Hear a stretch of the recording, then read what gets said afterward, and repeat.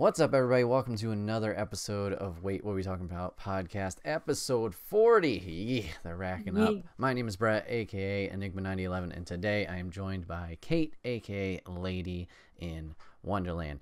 Remember, this podcast comes to you guys live every first and third Saturday of the month over on twitch.tv/Enigma9011 at 8 p.m.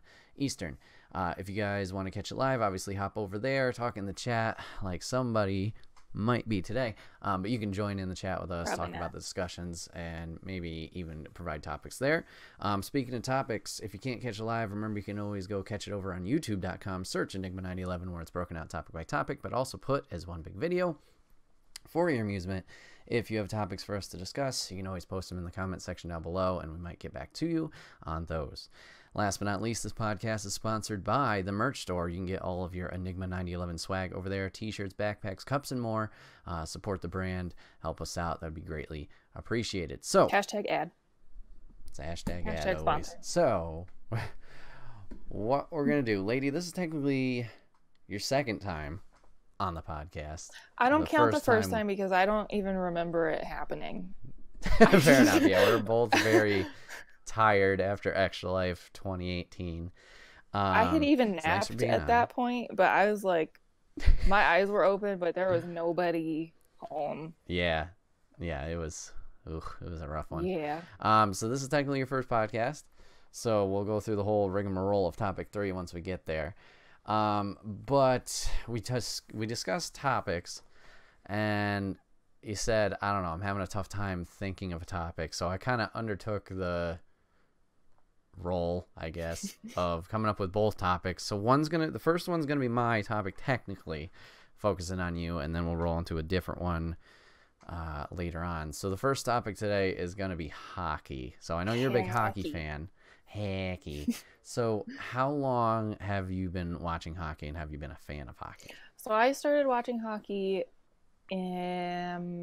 8-ish years ago when I was in college. Okay. And that was at a time when the Colorado Avalanche, who are my team, were really, Mhm. really, really bad, Okay. as they kind of are again a little bit.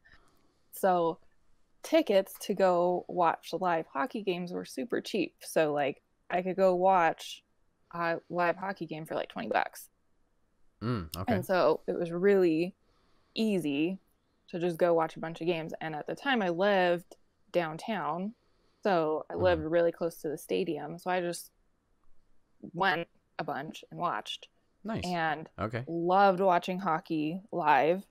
I hadn't really ever watched it before that. And so I didn't enjoy watching it on TV so much yet because I couldn't Mhm. follow the puck on TV, Mm. which I feel like, I don't know, it's like an acquired taste or skill. Yeah, You have to do definitely. it a little bit, but watching it live is really, really exciting, and the atmosphere is really exciting. And so I just got really into it. And now that I can't afford to go to as many games, I still really enjoy watching the games on watching a stream of the games as it's happening. So love it. Cool. Okay. So you mentioned the Avalanche as your team, hometown team. Nobody else really taking the spot. Who are your favorite Nobody players on that else. team? Whether it's, currently or maybe years past, who have been your favorite players that have played for the Avalanche? So I think the most exciting player recently for the Avalanche, well, in the past like 5-ish years since I've been watching, has been Nathan McKinnon. Mhm. Okay. We got him as a first round draft pick. I don't remember what year, a few years ago. And he has just been an amazing player.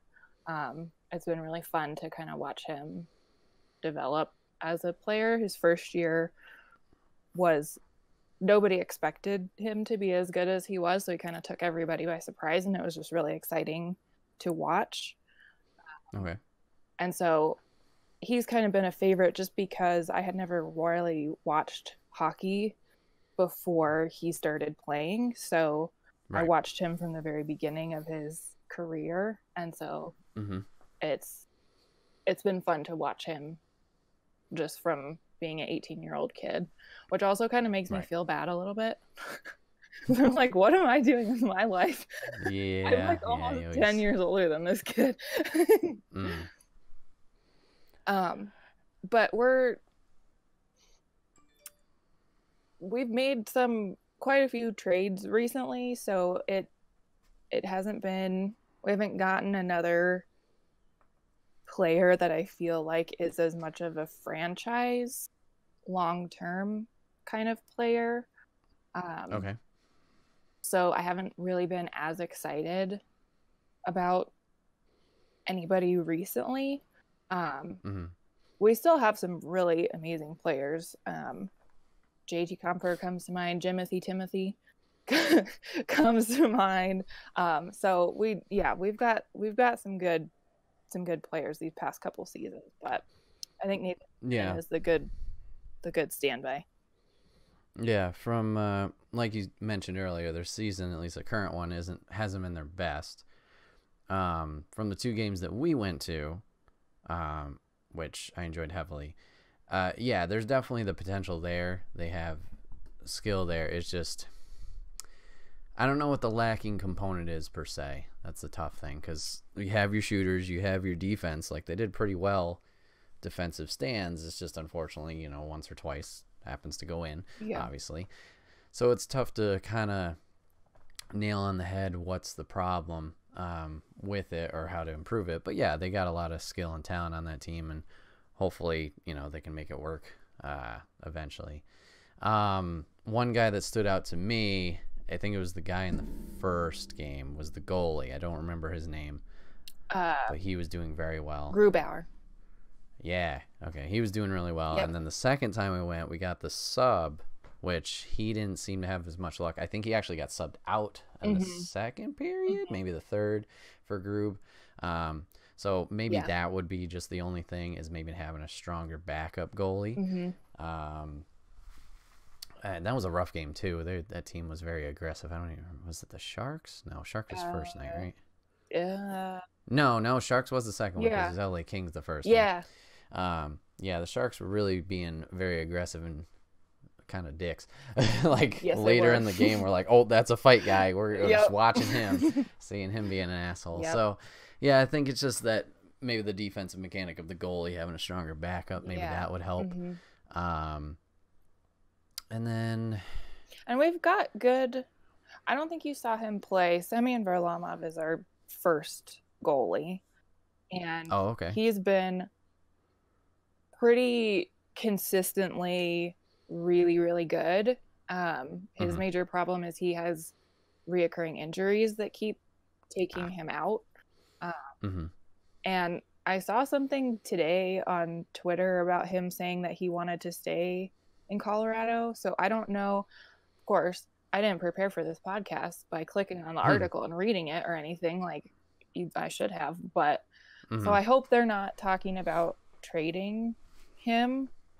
I don't think that's a good idea unless he's just going to be continuously injured. But I feel like he's a good first line goalie, and I like having Grubauer. I hope we keep him as well and keep developing him. But we just have had problems defensively. Like we have a few pretty good defensive players, but it feels like there's no depth to the defense. So if you lose one person, the whole thing kind of falls apart. Yeah, so. I hear that. You mentioned that MacKinnon you started with from the start because his career started then, so it was just easy to latch on. I feel that's a similar parallel to me in basketball. Now, for those of you guys don't know, when I started watching basketball, the Thunder, Oklahoma City, they just moved from Seattle, the Supersonics. So not that any of the players were new then, but it was like, oh, this is a new team. Sure, I'll hop on here. Not that I obviously live in Oklahoma or anything like that, but it was like, all right, let's do that. But yeah, I totally understand. Like OKC had their ups and downs in certain seasons. Like they made some very deep playoff pushes, and I think one year we actually made it to the finals. But it was a lot of young talent. Obviously, Kevin Durant, who's now in the Warriors, Russell Westbrook, who's still there, kind of leading the team. We had Serge Ibaka, who I believe is in Toronto now.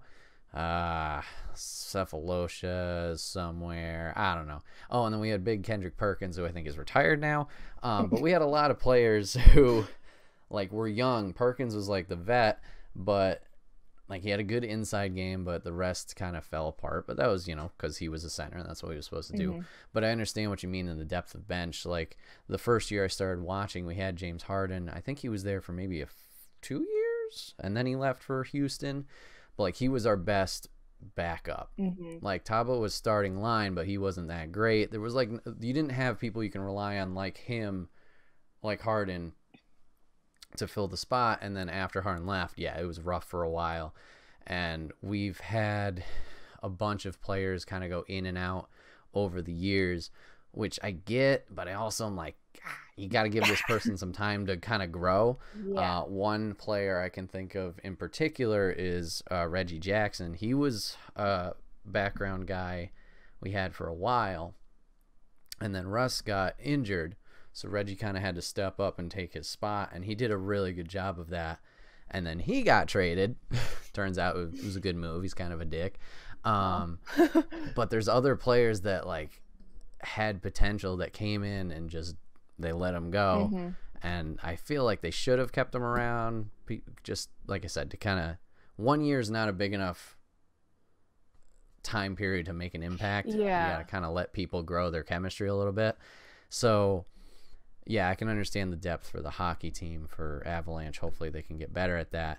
I feel when we went live, there was, I don't know his name, but we kept referencing him as New Kid because he was subbing in for somebody who was injured. I don't remember he was number 25, but I don't remember what his name was. he was in like maybe no more than 5 minutes total, like both games. Yeah. He was very in, something happened, got back in the favor, whoop, and then he swept back out. But he made an impact while he was in there, or at least I was paying attention to him a lot, so it seemed like he made an impact. But if their development team is like him, I think if you keep grooming him like that, and then obviously when they call up, if they can make those quick impacts and eventually turn into longer ones, I don't know, then I think that's a good move. So as an Avalanche fan, who would you say are your biggest team's rivals that you don't particularly care for? The Minnesota Wild are the number one. Okay.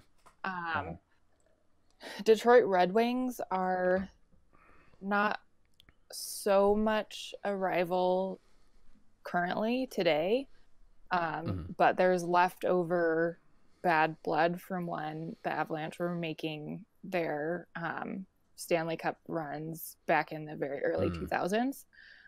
Okay. That was just so heated, and so that's kind of left over from that. And then I don't know if this is me personally or really for the team, but the Chicago Blackhawks, I don't like going to games when we play the Chicago Blackhawks, just because I found that okay, I don't want to sound like I'm like being mean to all Chicago fans, because I'm sure they're not like this, but every time I've gone to a Chicago game, there are just people who get really drunk and get really belligerent and will just harass you.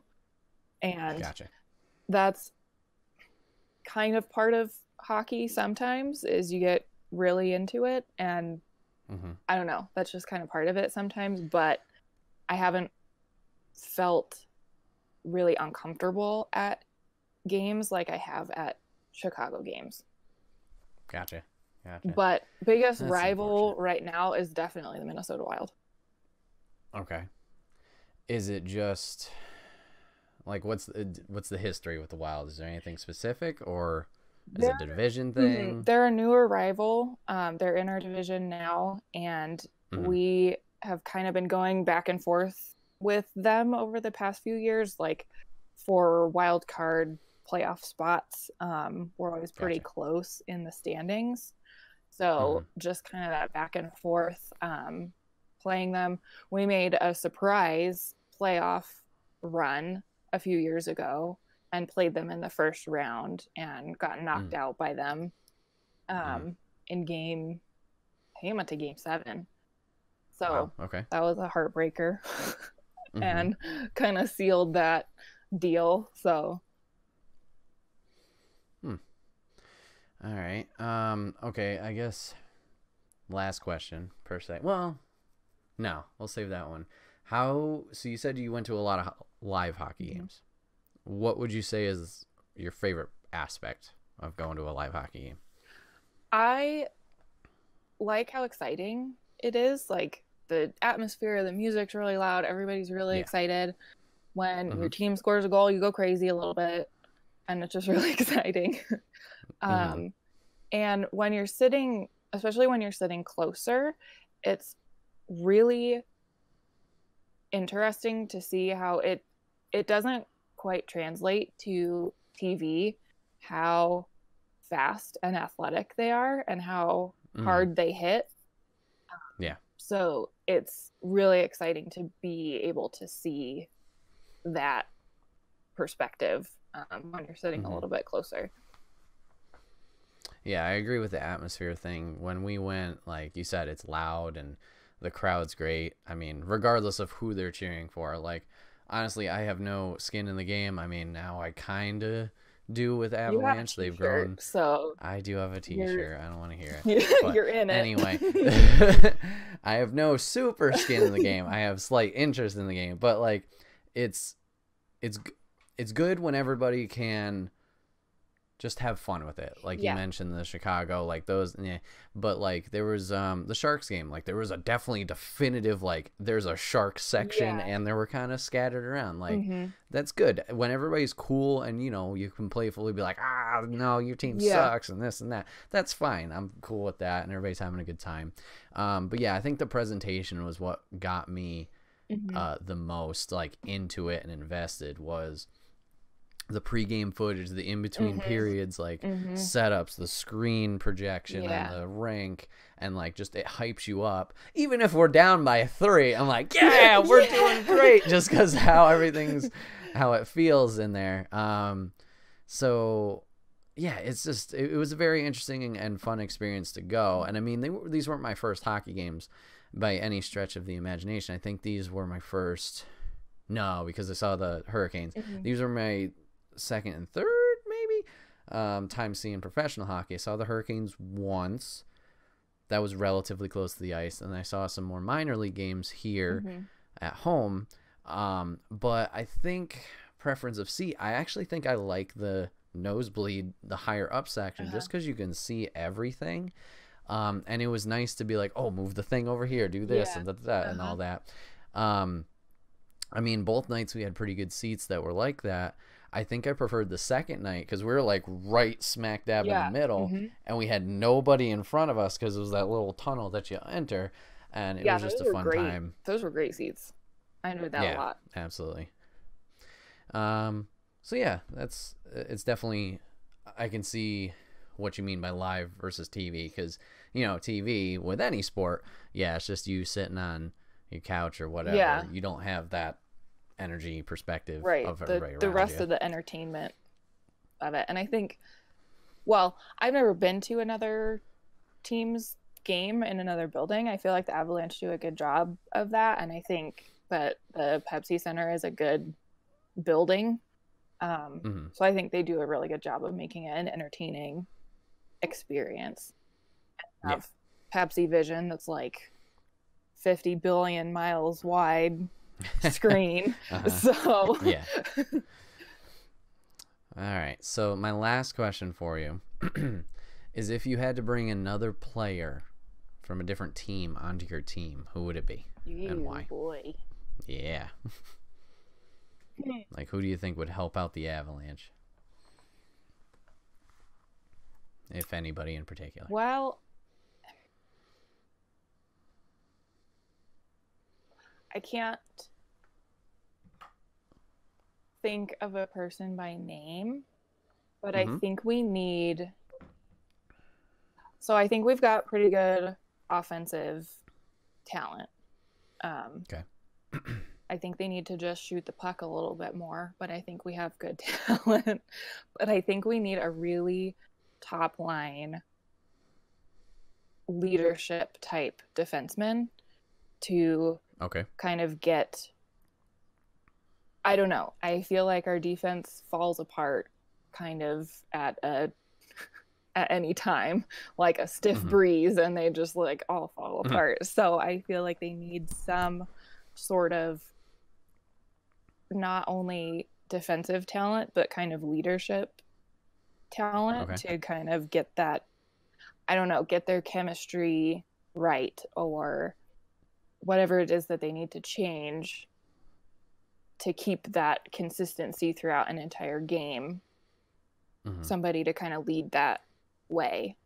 And I'm not sure exactly who that would be by name, but somebody. They need somebody. All right.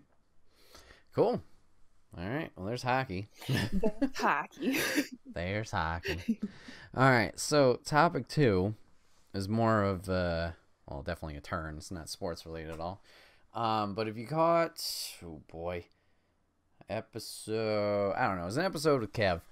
And we talked about the first 4 seasons, or rather, I talked about the first 4 seasons, and then Kev was just on me, of one little show called Game of Thrones. One little show. So, Game of Thrones is coming back April something or other with their final season. Special guest. So we've made it. Special guest. Artemis, Hello, who Artemis. just let himself into the room. So I'm going to go close the door. All right. So we had a goal of I wanted to catch up on all the seasons of Game of Thrones before the series started up again. So whenever either I visited Kate or Kate visited me, we would kind of binge through certain seasons of Game of Thrones. So we were able to get through seasons 5 through 7 in this latest trip. So I've already ranted about seasons 1 through 4, so now I'm going to rant about seasons 5 through 7 Ready. and kind of go through it while Kate either informs me on something that didn't happen or whatever, or just reminds me of info. I'm ready for it. So I finished and caught up a few weeks ago. So some things are going to be rusty. So I literally have a list of characters pulled up, and I'm going to go one by one and talk about their character arc. So I liked if the you have reaction when you pulled up the list, oh God. Yeah. How many characters are in this show? Yeah, so this will probably be a longer one just because of the rants, but if you have not watched Game of Thrones and you do not want any spoilers, I would say this is your time to be out and participate in topic 3, which will be its own separate video. I don't put timestamps, sorry. So you could do that. We're gonna spoil fair, everything. square, heads up. Yeah, this is all balls to the wall Game of Thrones info thrown at it. Okay. All right, so Mr. Jaime Lannister. All right, he's starting off on this list. So, as I talked with Kev, Jaime's kind of won over my heart. Not that he's fully atoned of all the shit he's done, but he's definitely been a character that has a story arc that I've enjoyed, and I'm more on his side now. Just not that I want him to win, per se, or come out on top, but I like watching him more than I did. Big things that happen with Jaime. Seems like him and Cersei are kind of working on it, but not working on it. They got a little disgruntled stuff, especially at the end.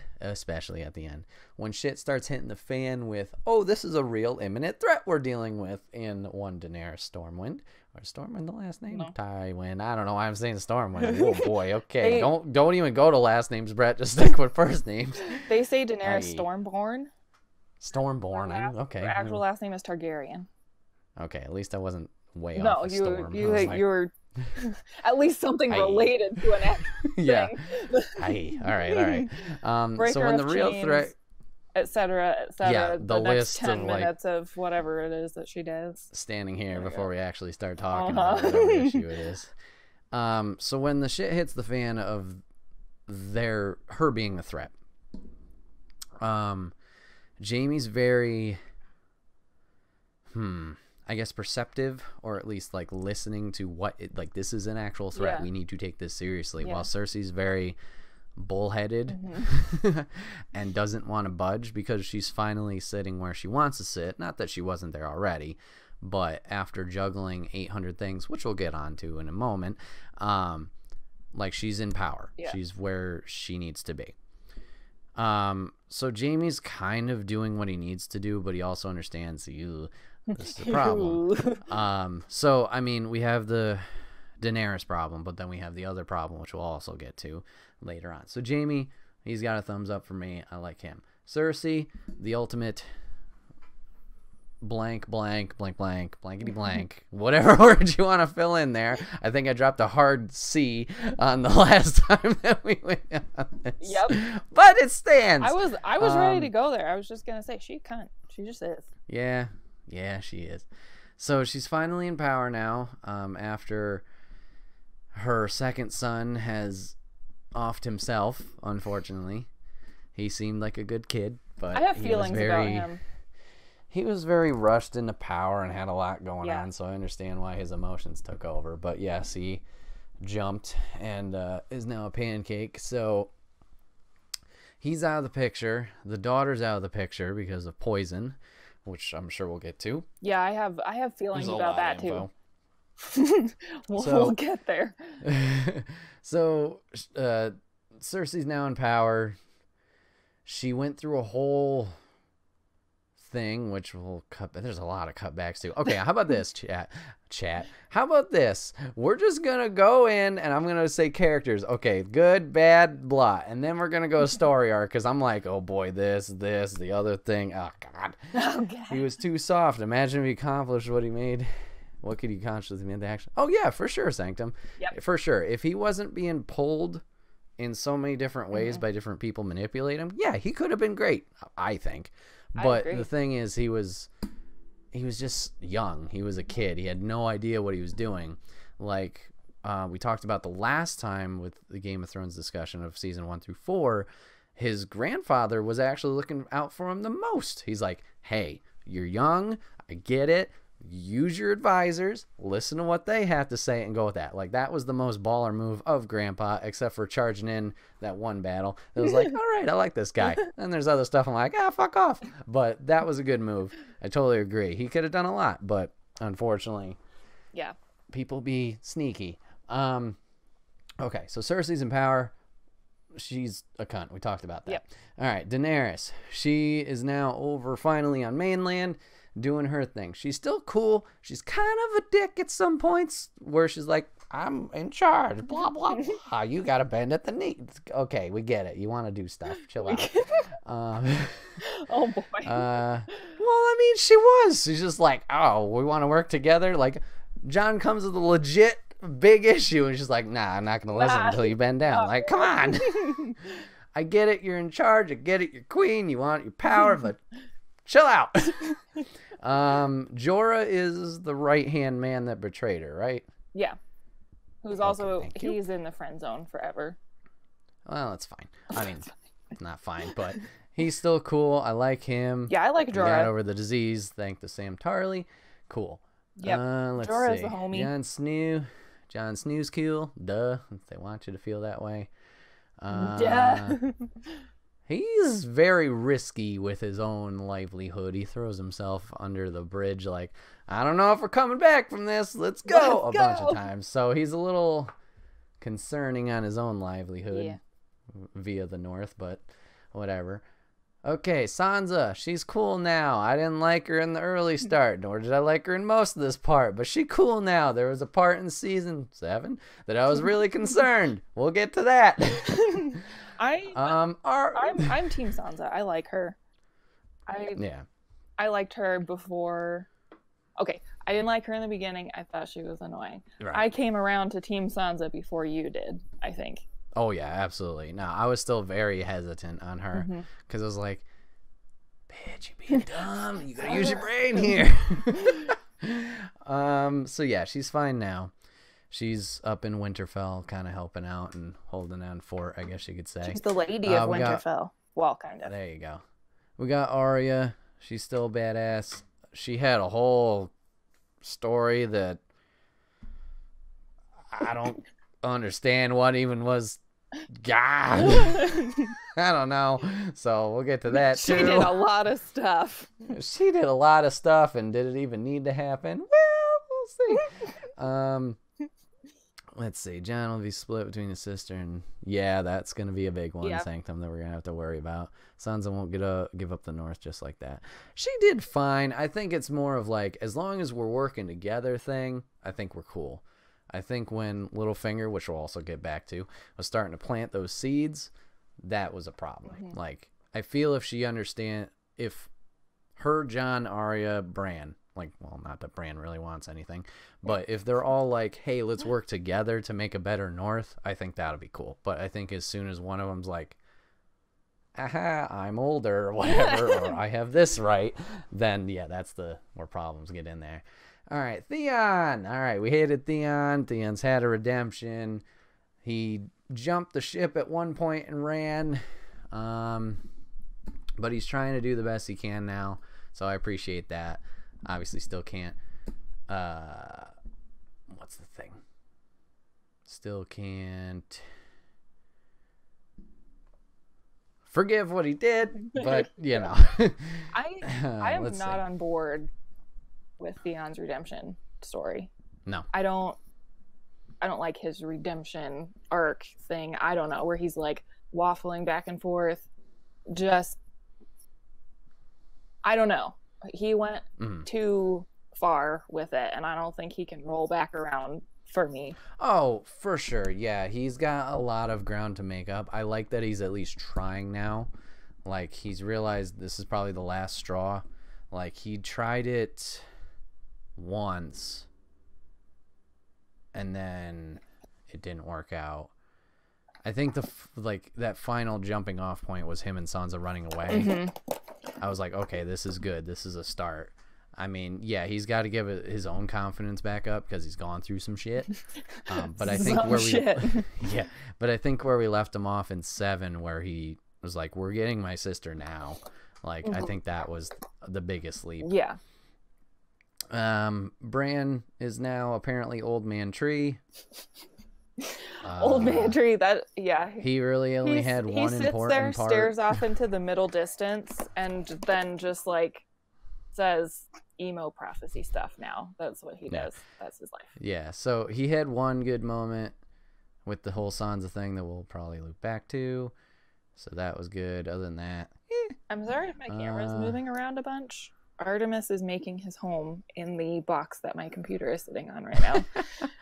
No worries. And that means he needs to claw at the sides of the box a bunch, apparently. Yeah. All right. Hound is cool. He's got his own redemption-esque arc. We thought he was dead. Now he's not. Not dead. Because apparently he's too much of a badass to die. But he's cool. I think he's too pig-headed to die. Apparently. Tyrion, my main homie. Yep.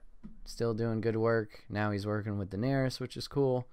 After, traveling on a boat. In a box. In a box. So that's good. Littlefinger's an asshole. We'll get to his thing. He's always been an asshole, though. Yes, he has. Davos still being a homie. Mm-hmm. Tarly's still being a homie. Red Witch. I'm done with her. I was done with her from the beginning. Did she even do much? Like, she realized, oh, I fucked up. Ah! She ran away. Well, and then Davos showed up and was like, yo, you straight up Oh yeah, the whole daughter, alive, like not okay. And then Jon was like, "Yeah, you should leave and never come back, or we'll kill you." And then she was just kind of like, "Bye." Where did she end up that they went? That she's like, "Oop, I gotta hide," or something. She did bring Jon back. Yeah, that was one thing that's redeemable. She did. But other than that, like, I don't know if she did anything in 5 through 7. She was in Winterfell when Stannis was there, and then she was at Dragonstone, and then Jon showed up at Dragonstone. She was like, "Bye."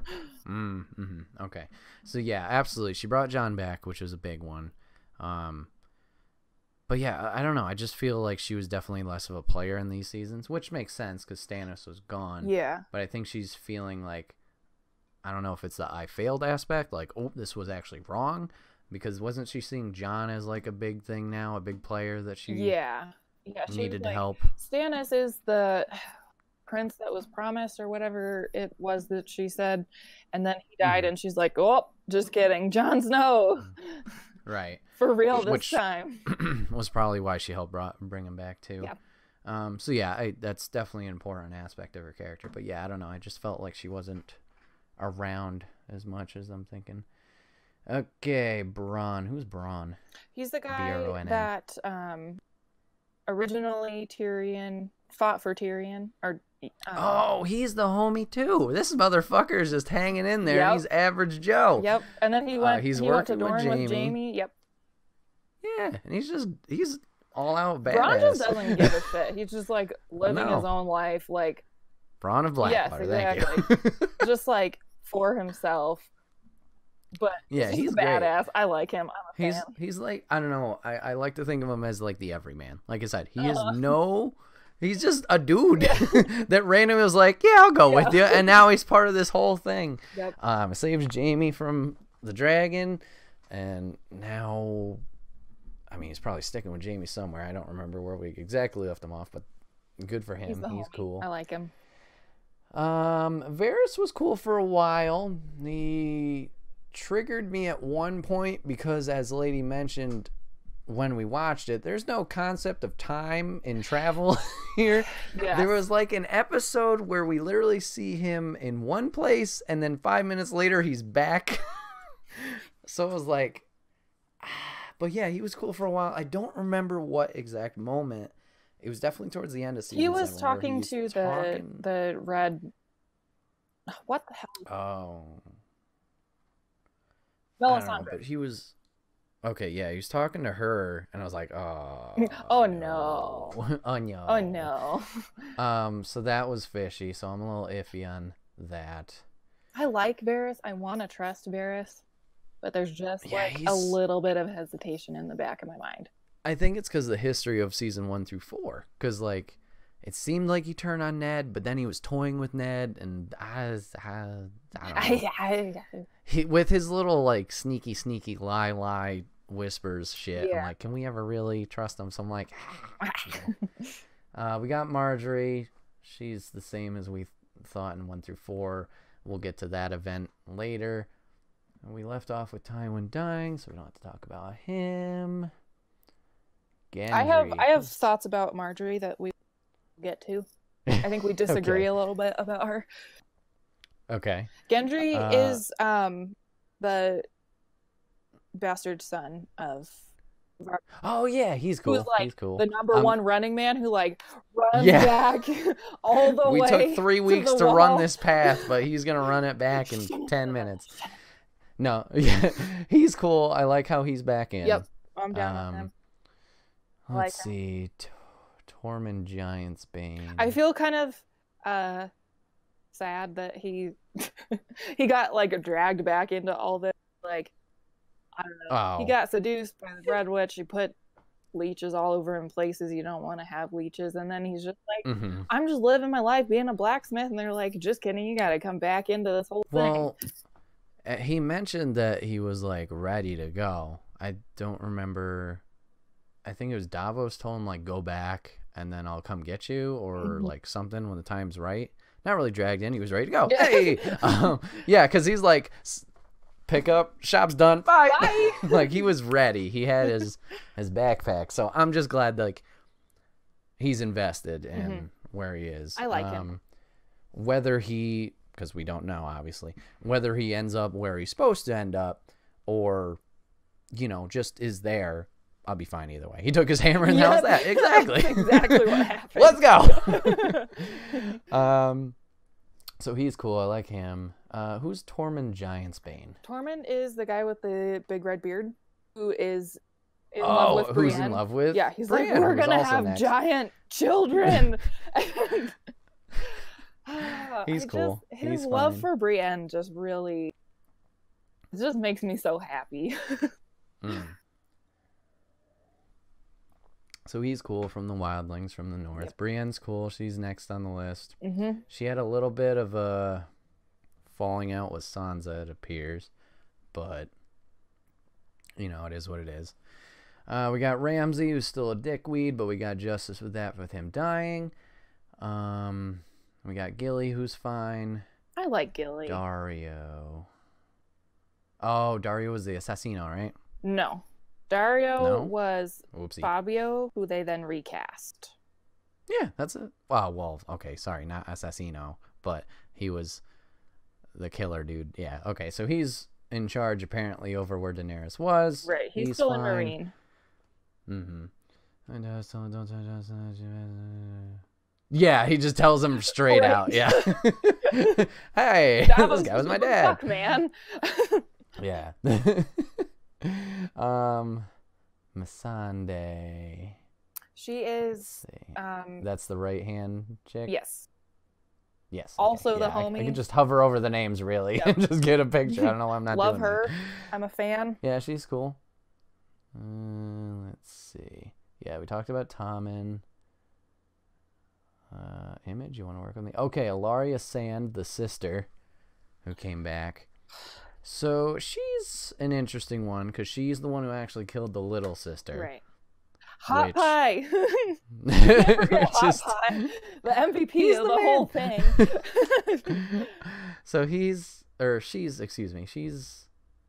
I don't know. I did not like. Okay, I'm gonna start on this rant right now because yeah, I did not like the time that we spent in Dorne. I felt like that could have been a really cool story and the characters could have been really interesting, and I just feel like they kind of rushed through that part of it, and so I wasn't compelled by that story and those characters like I have been by others. I was just kind of like, okay, they're kind of caricatures because they don't really have that much backstory. They don't really have that much substance to them. So I never found myself caring about them very much. I was mostly annoyed by them, to be honest. Fair enough. I agree with that way with like I don't know if it was the daughters and the cousins, the like three warrior girls that were protecting Ilaria. Yeah, I had no skin in the game for them. Excuse me. Not enough time spent on those characters for me to care about what their issues. Yeah, right, Sanctum. And same with the dad who was like could walk but couldn't walk. Yeah, I don't remember the what king or whatever. Yeah, I don't remember what his name was. But I like that they brought her back personally, because obviously we know what happened with Mountain or Mecha Mountain, Zamba Mountain is whatever we want to call him, and the brother. Like I like how, because we didn't think much of her in season 4, to be honest. But like her getting a revenge or having this vendetta, yeah, that makes sense. Yeah. It's unfortunate that she had to take that action against the daughter to feel like she had to, lay in a punch to Lannisters. But other than that, I don't know. She's a weird one. Her and Theon's sister, I get it, whatever. But it's like, is this really necessary? Get it, whatever. I'm glad that like Daenerys, we have like all the main characters are coming together and it's very one side. Like I think it's interesting that she's part of that team, but I also don't like it that she's part of that team just because of how much of a she is. She's kind of a wild card. Like if she gets upset about something, she'll kind of just act on it. Yeah, I feel. But I know we just said we didn't like that area of Dorne or Dorne, wherever it was. I did like the building of the poison aspect. Yeah. Like with the homie, which I already forgot his name that we talked about earlier, getting poisoned. That's me. I don't know names.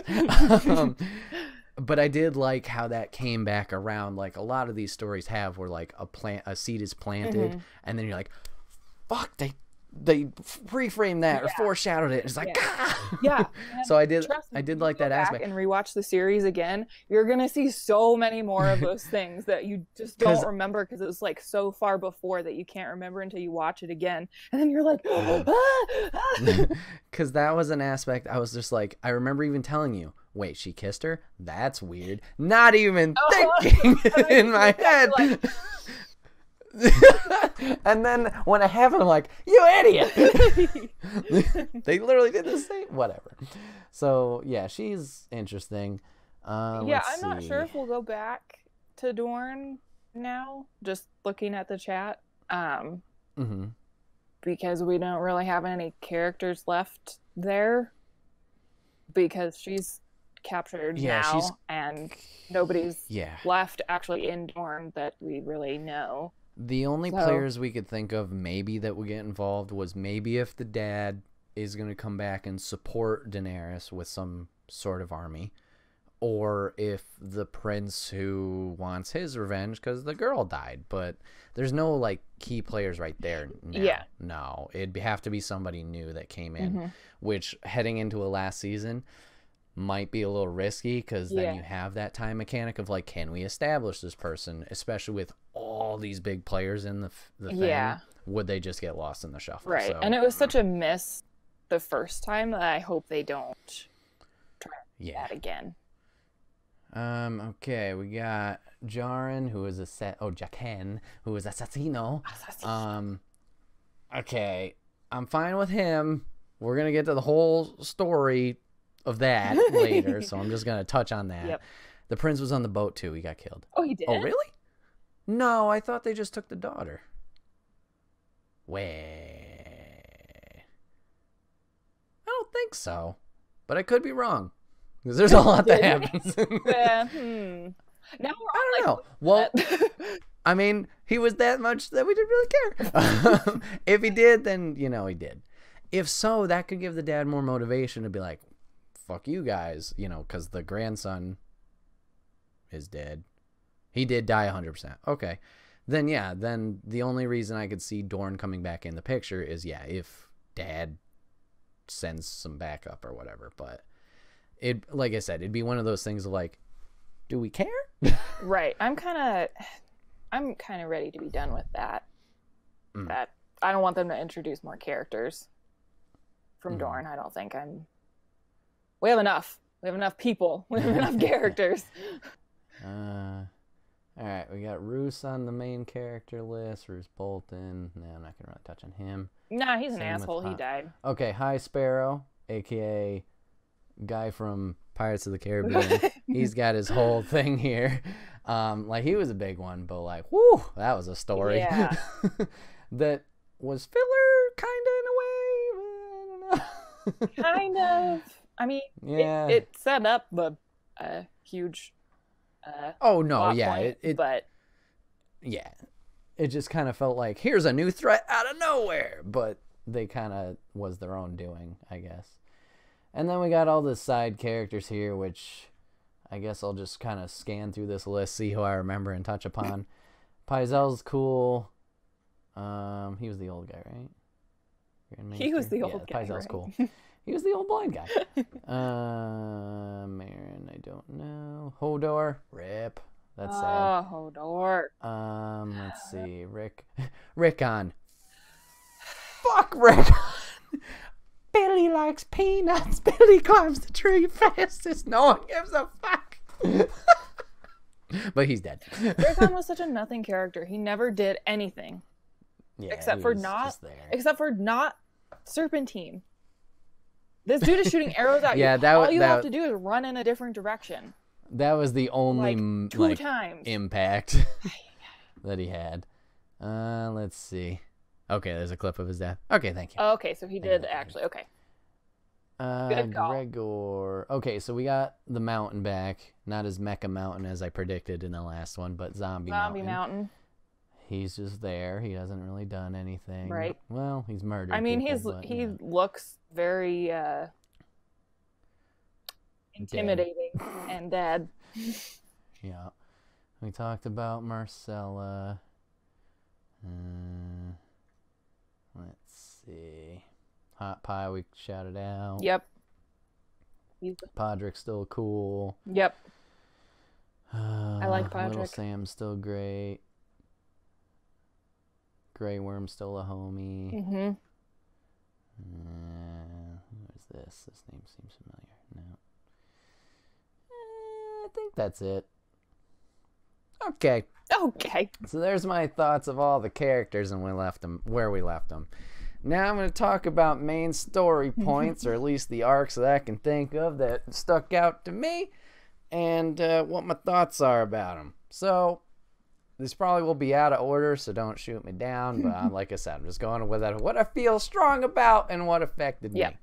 So I talked about the priest, whatever his name High was, that I Sparrow? don't remember because it literally, took 10 seconds. Sanctum, let me run through all these story points, and I would love to hear it, please.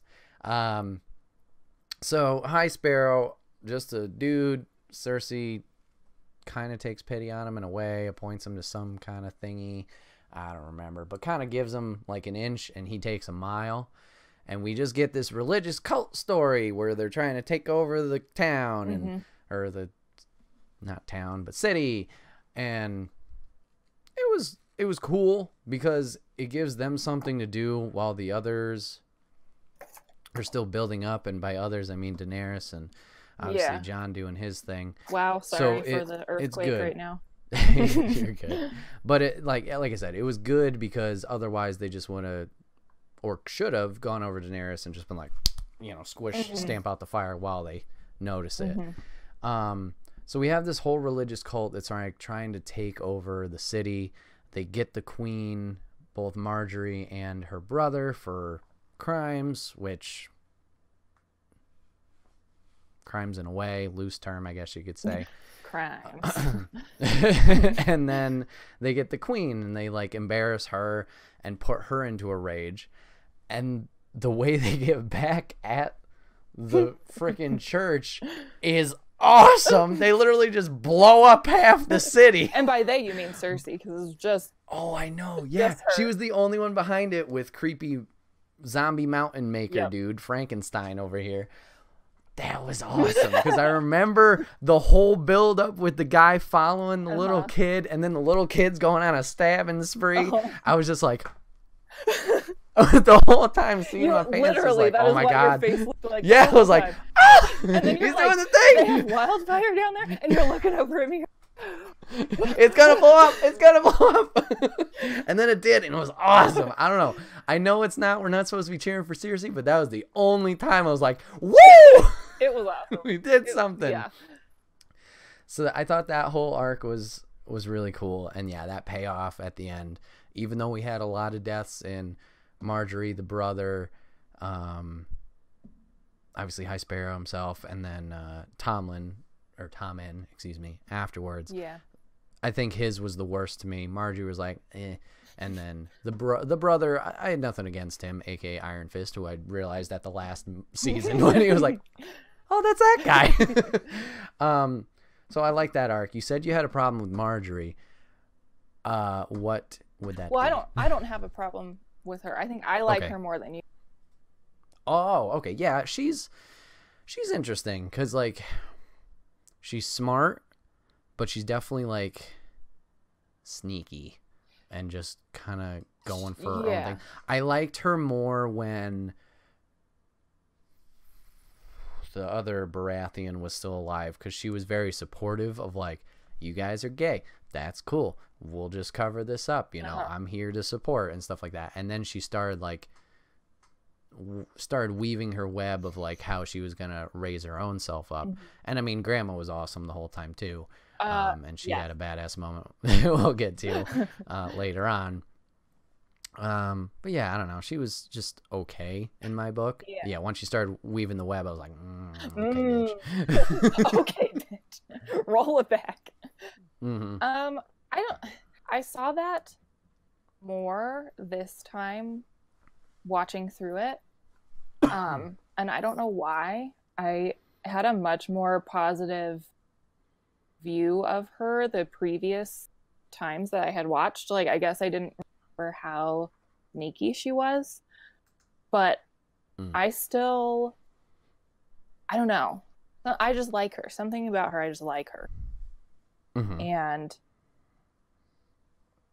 I don't know. I think maybe I felt like she actually had empathy and sympathy. So like she was kind of sneaky, but she was still like not a shitty person. Right. Mm-hmm. So I don't know. I liked her. I was sad that Fair enough. she wore cool dresses. The rain catching one. Yeah, it was either here's my boobs or here I'm collecting rain. I'm just like, make up your mind. Jesus. All right, so we had the whole religious cult arc, which was cool. Oh boy, what was another one that stood out? We have the whole North. I guess I'll go on that one. Like I said, it's going to be out of order, and I'm just going to be jumping around, but I'm thinking of ones that I really liked. We have the whole arc of the North, where we still have the Jobber army marching down, and the 10 cool guys. So they run into Bran. Bran runs back, blah, blah, blah. The tree's burnt, stuff like that. But Hodor thing, that was all sad and makes a lot more sense now. It was one of those last minute, like, oh. Like, I made the joke of hold the door, sounds like Hodor, and then didn't even think about it until the end. I'm like, I'm an asshole. So there's that whole thing. But I think the moment that stood out to me that I'm going to talk about is the homies, the squad going out trying to get one of the jobbers, the zombies, to bring back and be like, guys, this is a legit issue that we all need to face together, or else we're fucked. So we have Jon, we have Davos, we got Baratheon Bastard, we got the Hound, we got the little clique dudes who are also Red Queen-esque religion. We got the Wildling Commander. I think that's all of them. And then we had a few jobbers who randomly we kept getting more. I know. Just when we need people to die. All just die. Yeah, we need people to die. Another guy. But that whole lake scene where they're trapped was very cool. And then obviously Daenerys coming in and saving them all. And then the impact of the dragon now turning into an ice dragon. Because, yeah, the whole time I was like, there was one point they're like, the wall's magic. They can't go past it. I'm like, why are we worried about this then? But then obviously the dragon destroyed it. So it was like, well, fuck, now we have to deal with it. But that was just a cool whole situation of the 10 of them, you know, holding their ground. And then obviously the lake coming into effect and seeing these things run for the first time as the zombies. That's fine. Because the rest of it, we only saw walking, and it was very confusing as how they were getting back and forth so easily. But now they're track stars and can do whatever they want. Well, and then that a little bit at Hardhome, where they all attack the Wildling village. Did they run then? Oh yes, they did. Yeah, they were booking it like nobody's business. Which was that season 5 through 7? It must have been, right? Yeah. Yeah, that was another like, ooh, this is gonna be good. It's gonna be like, you realize how much of a threat this is. Like, yeah, you see the numbers, but like just the amount of force that they hit the Wildling camp with after like, we have a chance. Now we got however many Wildlings there are, and then we come up with like 600 at the end. It's probably more than the thousands, but still, like, oh, that's rough. Yeah. And I like how dramatic. I think he's the Ice King. I call him King Dude. I like how dramatic he is. He's like hard eye contact with Jon Snow and just like raising all these dudes. Yeah, and then just you're like them on the boats, like. Fuck. Because all those dead people just get instantly raised into jobbers, and you're like, oh no. Oh no. So that whole thing was cool, and the Hound's hilarious with the zombie just messing with him. And then they obviously have the meeting of all the main characters, or at least, you know, a decent chunk of them, and pretty much scaring the rest of them into reality. Except for Cersei, still I don't know. Bitch. She has gotten so delusional now. I mean, she was delusional before, but like, do you think it's just because of all the shit she's gone through that maybe she's gone psychotic like the Mad King? Or I think she could actually be like legitimately losing it, because all her kids are dead now. Well, except for the one that she is apparently pregnant with now. Right. But yeah, I feel like she could actually just be losing it and just go like bananas more than she already is on everybody. Yeah, because everybody was like, All right, that's an issue. That's the problem. But then she's just like, yep, whatever, it's fine. Yeah.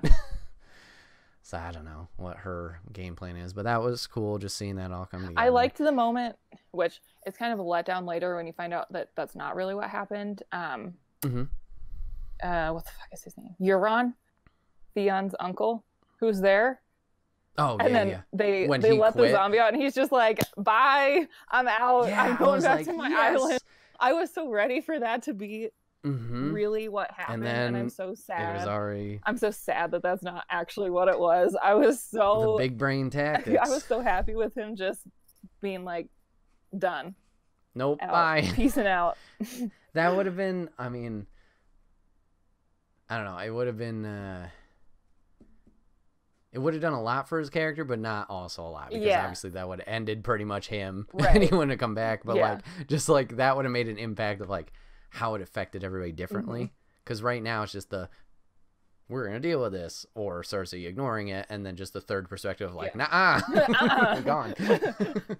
So that would have been nice. But yeah, the big brain tactics of like, okay, you're going to fake this Yeah. and go. Did he go capture the girls at that point? Was that what he did?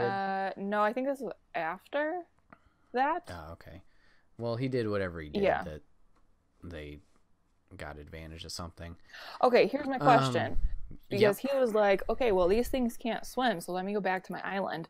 How in the hell did they attach the chains to the dead dragon down at the bottom of that lake to pull it out?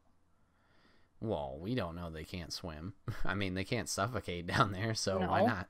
But it appears that they can't swim. They didn't go out into the water to attack them at Ardhome. They knew they had enough dead people around, so they're like, ah. They're saving that one. Surprise! Yeah. So, I mean, I don't know. Where'd they even get the chains if we're going to ask these Yeah, questions? where'd they get the chain? There's a couple holes here and there. It's like, wait. King Dude just has a stash in some, like, cave. Apparently. there. Yeah. Yeah. I don't know. So we had that, and then I don't know, I guess the last story point I want to hit on, which I learned oh no, there's two. Okay. I'm gonna lead with Assassino, and then I remembered Sansa's thing. Sansa's is more quick and short, but I think those are the ones I want to talk about. Unless there's any other points you can think of, then please bring them up. So we have the Assassino whole scenario with Arya. So Arya's had her own arc where she's just trying to get home. Yeah. And she's just gone left, right, up, down, everywhere. I think it was season 1 through 4. She let out an assassin, said, hey, if you need any help, I'll kill 3 guys for you. Then her Hot Pie and Baratheon bastard got away thanks to his help. She ends up getting a coin from the guy saying, go to Bravos, I'll help you out. Okay, cool. I was down with that 100% until we actually got the Bravos. And then I was just like, what? So my understanding was Assassino was going to train Arya, hey, to be an assassin. All right, let's do that. But no, we got to make it this whole convoluted fucking thing. It makes no sense. So Arya got respect and then like instantly lost it, where she has to prove herself again by devoting to this other cult thing, which leads to, you know, they're assassins, they kill a person, then they bring the body back, and then they cut the face off so they can now assume the identity of this person if need be. And like, I get the whole like training she went through, I guess, of like, you just got like, the big message was you have to be able to make up a story that's believable and nobody's gonna pick up on it. I get that, but it was a whole other thing that just wasn't that, and it was like, She's sweeping the floor. Yeah, sweeping the floor and doing this, doing that. It's like, I don't get it. And then we have this other bitch who's like jealous or just really like psycho devoted to this place, who's like, you're not following the rules, you're not doing this, da, da, da, da. And then you get to this one point where Arya takes some faces. She gets revenge on Walder Frey. Oh, no, we're not there yet. Oh, I'm okay. still thinking in Bravo. She did something. She took faces she wasn't supposed to. Oh, Kills she went into somebody. that brothel, and Yeah, she killed. kills the trooper, Yeah, the uh, right-hand man dude. yeah. I don't I know. don't remember what his But name yeah, was, but I was so happy when he died. creepy dude who likes really young girls. Yeah, Like really young girls. I was so ready for Um, him to die. Wow, that was yeah. so she does that thing and then she becomes blind. But before she comes blind, there's a whole exchange of faces that keep coming off. And somehow her face is on them. And then we learn Assassino guy's not really himself. It's an old lady. And then he's back. And then you get the biggest migraine ever because you don't understand who's who. And you thought this guy was cool, but now he's not even him. He's some other guy. And then this other bitch is trying to... It's like, ah!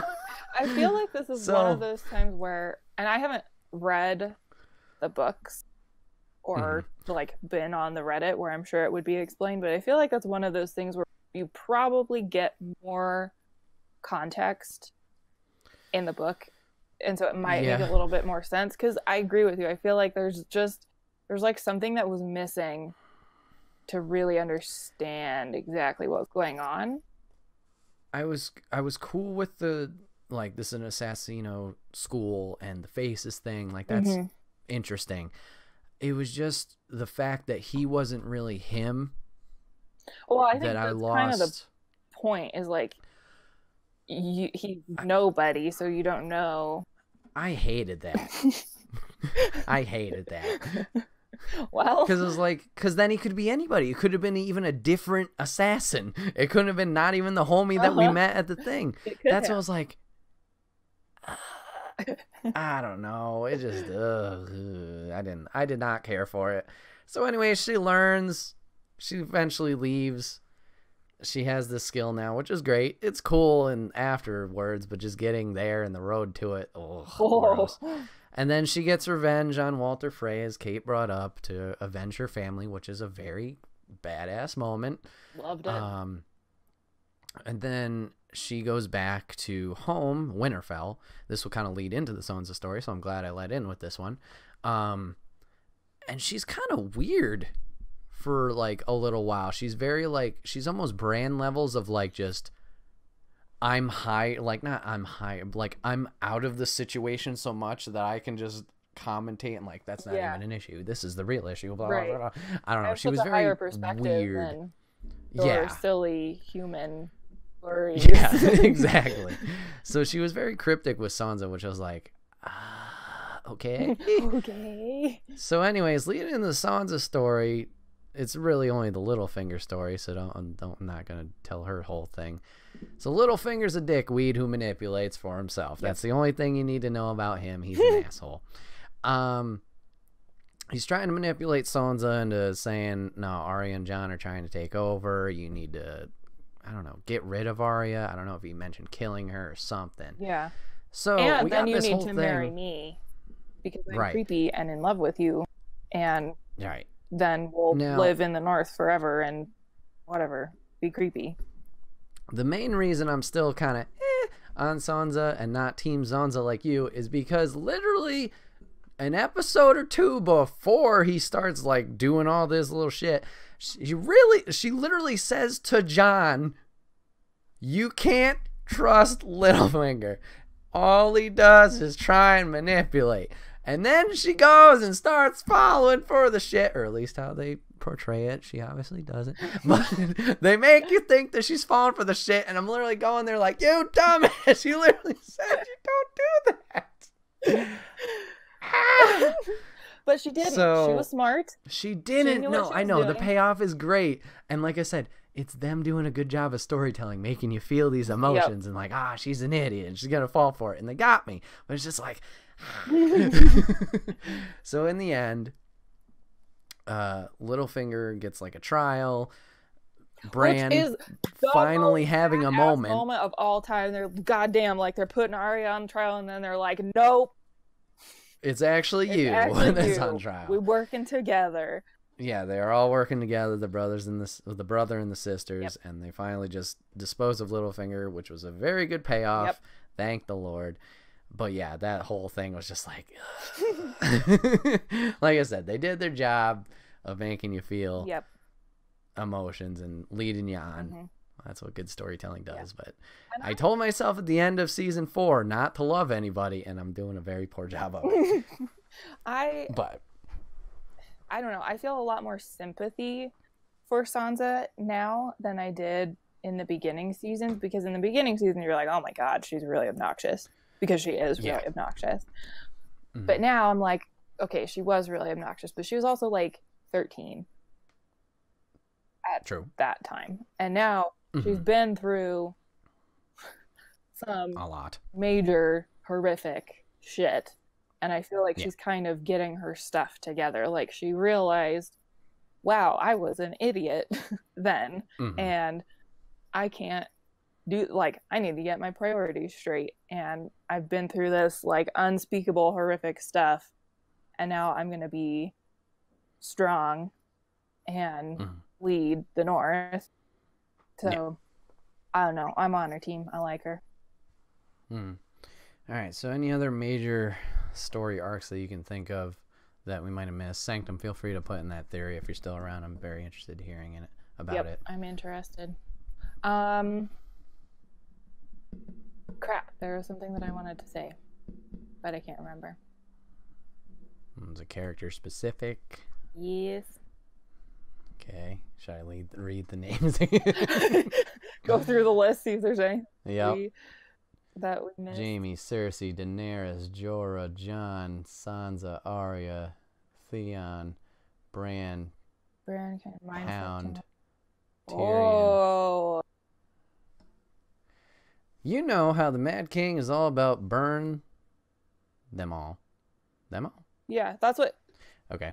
What if in some way Bran kind of mind? That's what he was. He was like, burn them all, and he was just trying to like literally burn everybody. That's why he was the Mad King. What if in some way Bran kind of mind fucked with him, like Hodor? Mad King of Vision zombie army. Oh. And so he's like, burn them all, but he's thinking of the White Walkers. Yeah, because you have to do that to the bodies. Dang. You have to do that to the wow. Yeah, whoa. Yikes. I'm not gonna lie to you, I kind of hope that that's true. That's interesting, but well, okay. That's interesting, but like, if that's the case, then the setup has to be this: real time. Whatever. Bran has to be in vision. For some reason, he's gone back to that point of Mad King.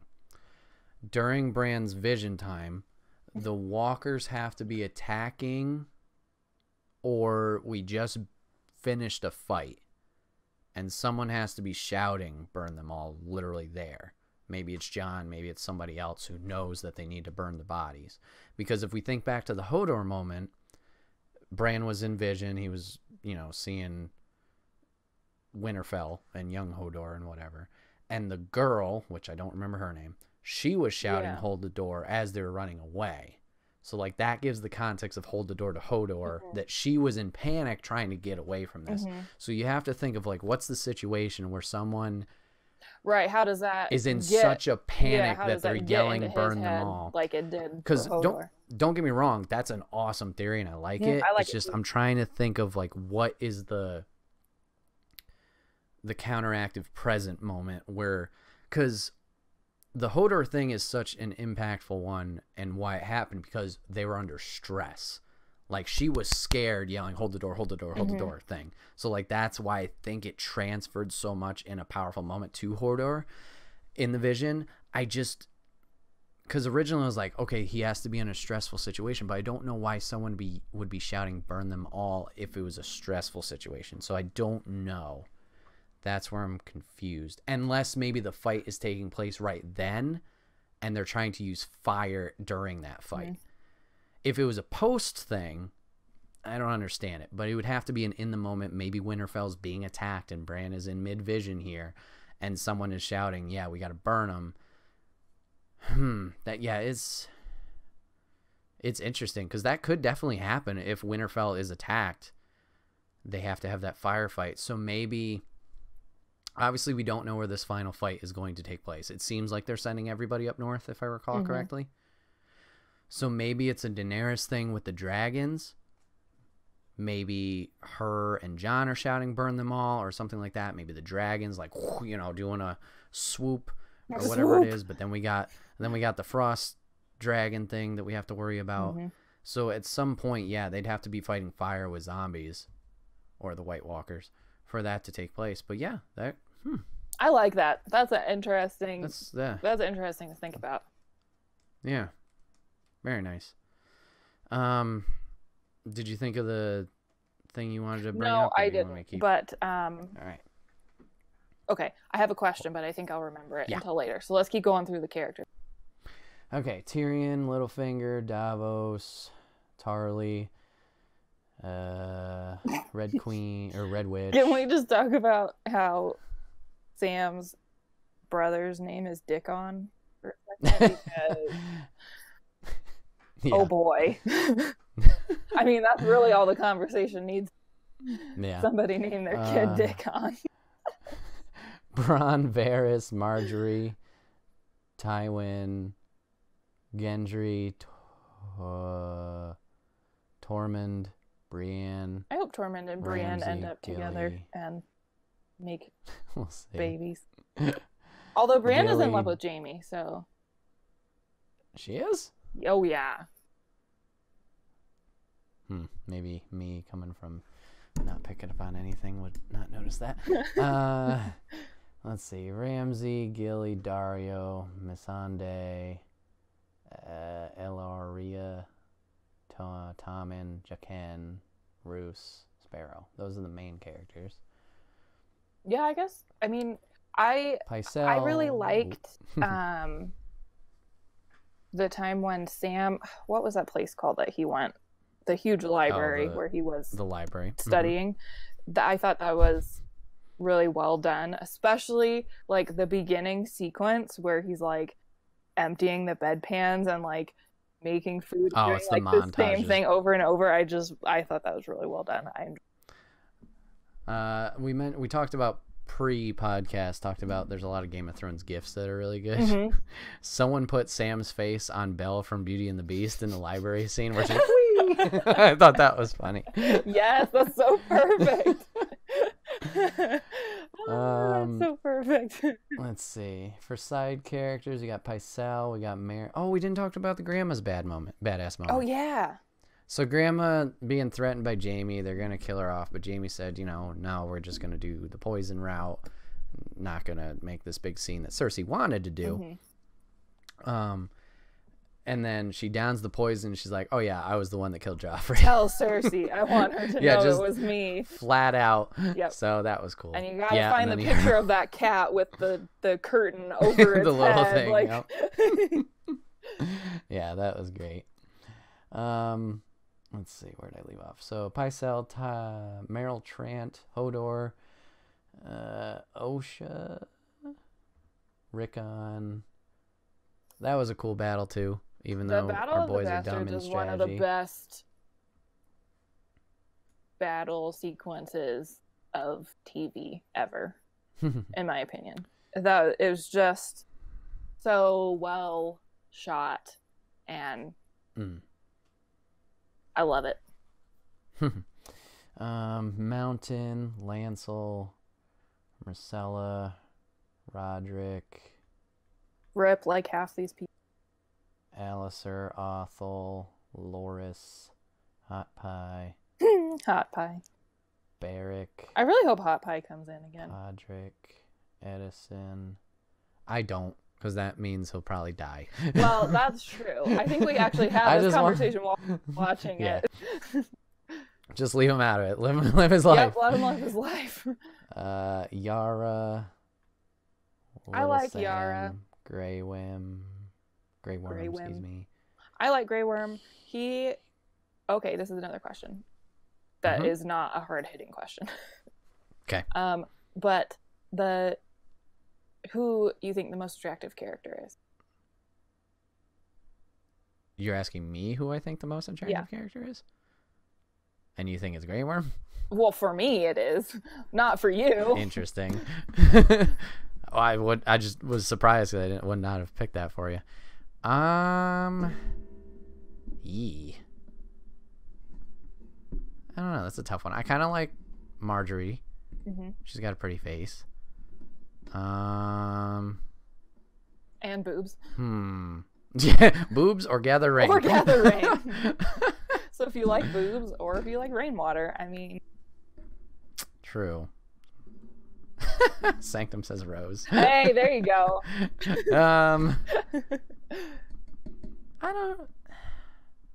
don't know, because I mean, Sansa's pretty.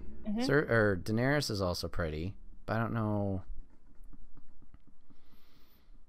I don't know if there's a standout, to be honest. For me, Grey Worm is the most attractive male character. Sansa is the most attractive female character.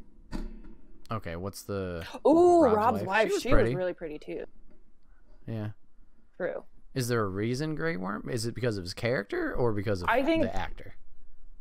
Both. Because if we're going actor, how can you not give it to original recast dude? Fabio? With the long hair?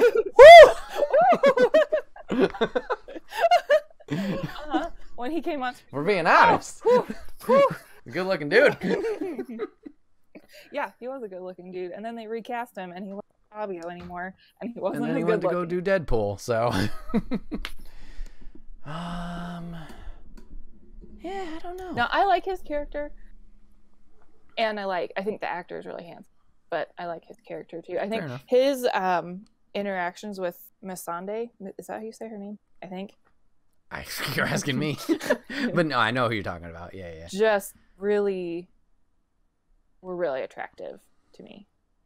Like, he's just so genuine. Fair enough. I like that. Yeah, I'll say either Marjorie or Daenerys if I'm gonna pick candidates to stick out, I guess. I feel Daenerys is kind of a cop out because everybody a would. Little bit. I mean, but, she's really pretty, but yeah, a little bit of a cop out. Then we'll go Marjorie. Let's see. Back on the side characters. Qyburn? Qyburn is creepy dude. Oh, Dr. Frankenstein? Yes. Mira, Thoros, Yon. That's it. You said some names there that I have no idea who they are. At all. Yeah, I don't know. What's up, Robbie? Good. How's it going? Yeah, so that remind you what your thing was no, earlier? It doesn't. No? But I'll just go to my other question that I do remember, which is the... Oh, crap. What's the word that I want to... The most gratifying death. Oh, like payoff? Yes. Ooh. Gratifying death. Okay, Littlefinger's definitely up there. Because the whole time I was like, oh, this guy. But John, well, okay, if we're going pre-season 5 through 7, are we talking the whole series or just 5 through 7? Oh, okay, well then Joffrey was great.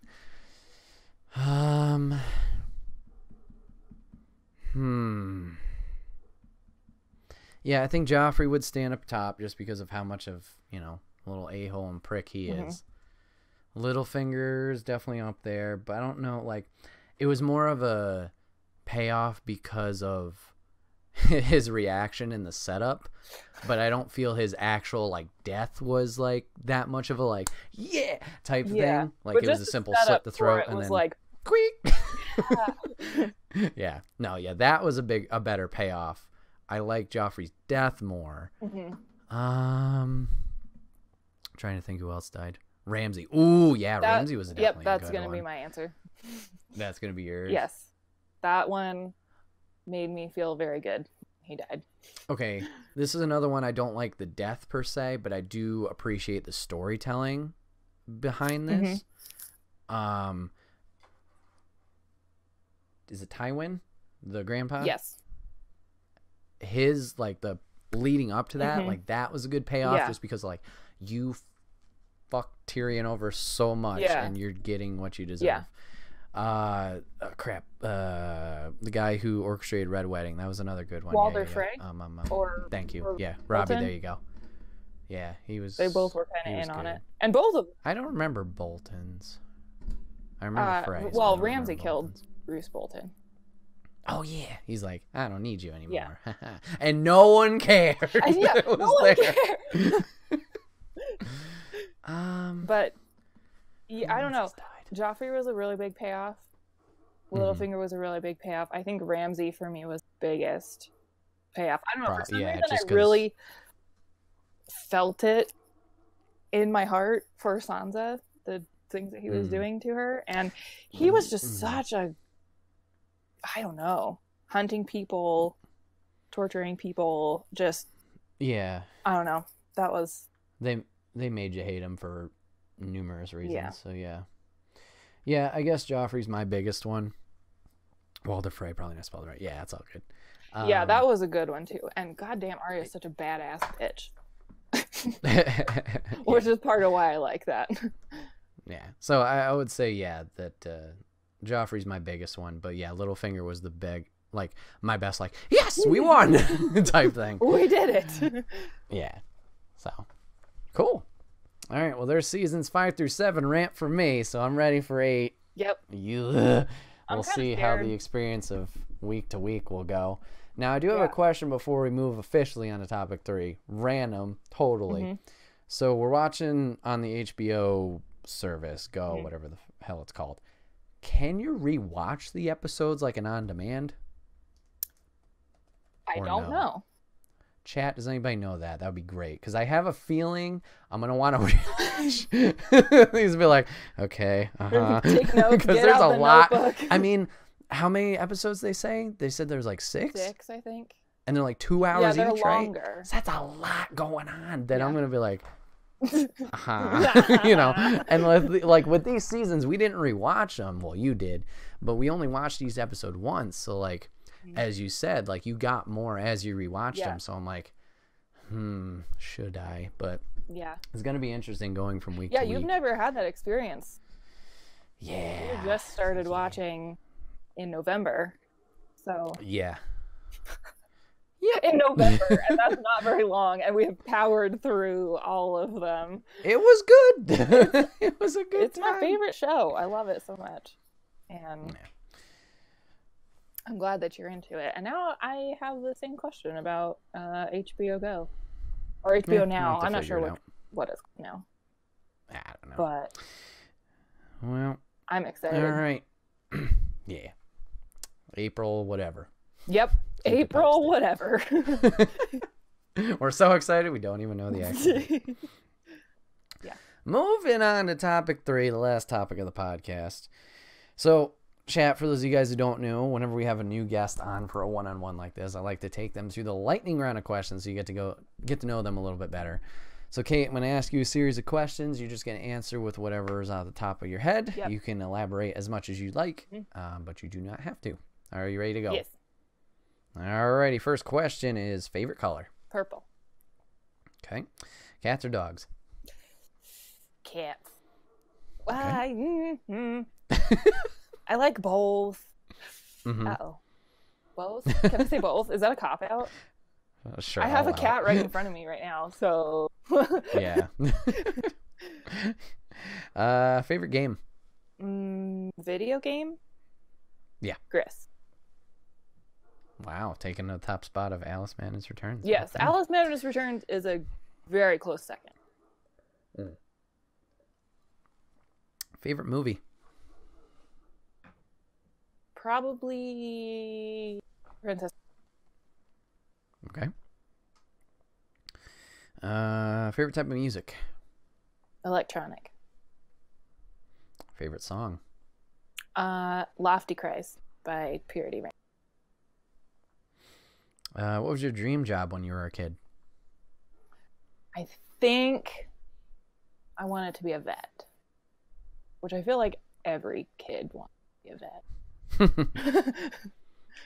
Nothing wrong with that. If you got to have any animal to be a pet, what would it be? Kawaka. For sure. If I could I steal remember one telling you without being barred forever from Australia and going to jail, I would. Chat and viewers, if you don't know what a quokka is, I need you to research it on Google. It's Quoakaa. Well, I Maybe think not the first day. maybe. Quo. KKA. Yeah, They but I are so remember, I remember telling Kate what, or asking her if she knew what a quokka was randomly. And she's like, "What is that?" I'm like, "Oh, well." And then there's a I treat for googled you. it. I was like, "Oh my god!" So there you go. If you could meet one celebrity, who would it be? Lady Gaga. What's your favorite season? Fall. Because I'm a basic bitch Favorite- and I like wearing boots, drinking pumpkin spice lattes, and Alright. wearing sweaters and seeing pretty fall colors. Favorite holiday? Christmas. Okay. And what is a skill you wish you could have? Speaking other languages, or like being able to learn other languages easily. Okay. And final question. What is a game that you want me to play? Chris. Which Well, you will. fortunate enough, that's happening. It's on the wheel. It's on the wheel. It's, well, I mean, it's not on the wheel anymore, but No. it's in the schedule. It's happening. It's all happening. And okay, It's and happening. I want you to try Mass Effect. I want you to give it an honest try. Because I know you're grumpy about it, but those are honestly some of my favorite games. And so, if you don't like them, then you don't like them. But I feel like you gotta give it at least the first one, you gotta give it a try. Fair enough. All right, everybody. This has been another episode of Wait, What Are We Talking About podcast, episode 40. My name is Brett, a.k.a. Enigma9011, and today I was joined by Kate, a.k.a. Lady in Wonderland. Kate, thank you very much for being on the podcast. I do appreciate it. Remember, guys, you can watch the podcast live over on twitch.tv/Enigma9011 every first and third Saturday of the month at 8 p.m. Eastern. If you want to join the chat like Robbie and Sanctum did today and chat with us about Game of Thrones or whatever we're talking about, you're more than welcome to do that. If you can't catch it live, remember you can always watch it over on youtube.com. Search Enigma9011 where it's broken out topic by topic, but also put as one big podcast for your enjoyment. And last but not least, remember we are sponsored by the merch store. You can get all of your Enigma 9011 swag over there, t-shirts, backpacks, and more, so you can rep the brand and support us. That'd be greatly appreciated. Kate, thank you again for being on the show. And chat, I will see you guys on the next one.